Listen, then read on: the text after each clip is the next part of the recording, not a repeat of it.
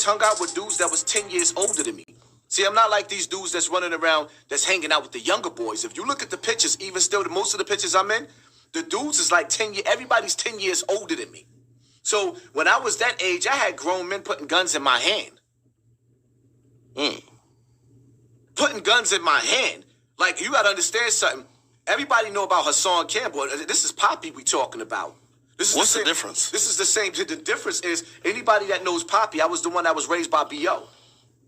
You see what I'm saying? I was the one that was running with Xavier Williams. Like, some of the names that I actually was raised with is legendary names in the game.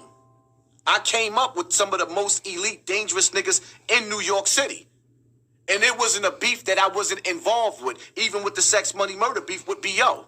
Watch this. When B.O. was murdered, that was before Sex Money Murder was blood. I was in jail when B.O. got murdered. When Pistol Pete came to jail, this is what continued. Like, certain things happen. I don't really want to get into that story. Shout out to Pete. You know, I pray to God that one day he make it home. But me and Pete ended up coming from enemies to being cool with each other, actually getting it on in the yard with other ops.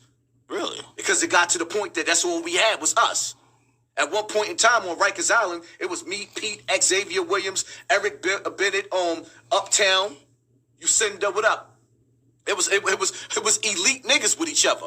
You see what I'm saying? I come from an era that's totally different where dudes was really, really getting money. These young boys is dropping bodies just to get on camera to say, I'm smoking Tuka. May that young boy rest in peace.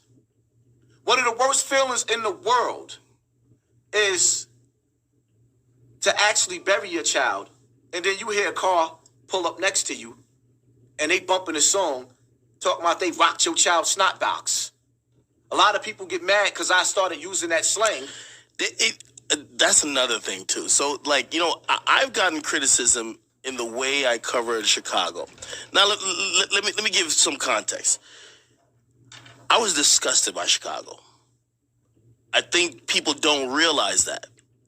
I was hearing about a place that sounded like this is not America. Like, it's no way, like, people are, like, killing, like, people were dropping like flies. Like, you would know somebody that would die tomorrow, and then you hear about another guy die the next day, and it just didn't seem real.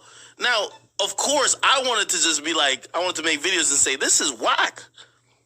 But at that time, it was, yo, everybody's listening to Chief Keef, like, yo, what you mean? We smoking on whatever. You're lame if you say it's whack. So this is how, like, you're right with the music. Popular culture becomes, no, we're all smoking on that nigga. So you're lame if you say it's whack. So I said, how could I fucking get my point across? I chose to use satire. And in satire, I started giving niggas nicknames and shit like that, hoping to get across the point like, yo, this isn't some normal shit. But I was vilified for it. I think in some of the what they're angry at you about too, it's like when you like, was it rocking the snot box or whatever? They don't like that you say that. See, it's disrespectful. No. That's bullshit. It's not that they don't like that I say it. What it is that they don't like the fact that I'm winning. Every time they count me out, you got to understand something, right? You got dudes, rappers, all types of people that's failing at what they want to be at in life, they goal. This shit wasn't something that I wanted. Like when people talk about, oh, you used this story with Afrika Bambaaataa to make it. Now, let me break something down. Anybody that really listens to my story, when Star put my video up, talking about Afrika Bambaaataa, after some of my Zulu brothers came to me, I begged Star to they begged them rather, to take that video down. I was humiliated and embarrassed and wanted this shit to go away. Why did you choose to tell your truth? Like, what did you think it was going to help? Or were you having just turmoil inside, just not... did you feel like you weren't... That shit was like you weren't probably standing up if you didn't speak out? Well, you gotta understand something. First and foremost, people gotta understand when they say I was still around Afrika Bambaaataa raised me. He was like my father. Like my father. Like, you gotta understand, when on some real shit, and I probably shouldn't be saying this, but I'm gonna say it anyway. I don't give a damn. With the murder case that happened in 94.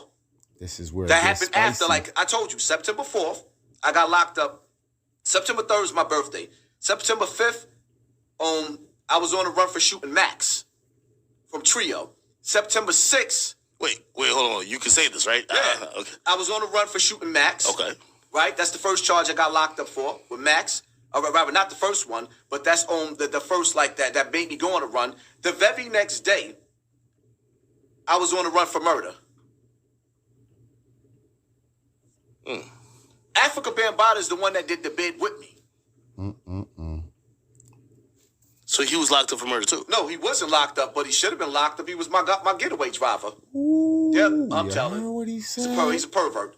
It is what it is. He was him and I met his manager, the dude that lived and slept in a room next door to him, was actually my getaway drivers. They never got picked up because I never told on them. So, wow. Wow. Right. Word. So now you gotta understand. Did you beat you clearly beat the case? Yeah. No, actually, my co-defendant beat it. When I copped out, which I showed niggas the paperwork because they could be lying, he never was locked up. I copped out to assault in the first because when they separated my trial, my co-defendant beat trial.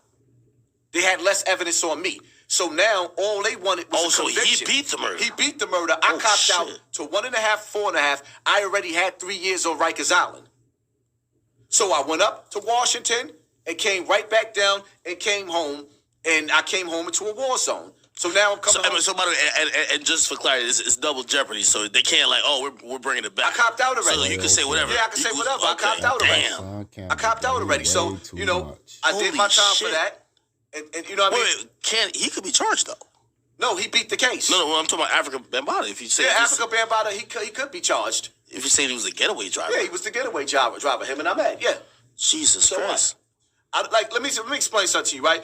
Like, people got to understand something. When I told people if I wanted to put him in jail, I could. When I first came out, I didn't want to put him in jail. I just wanted the world to know that he was playing daddy daycare.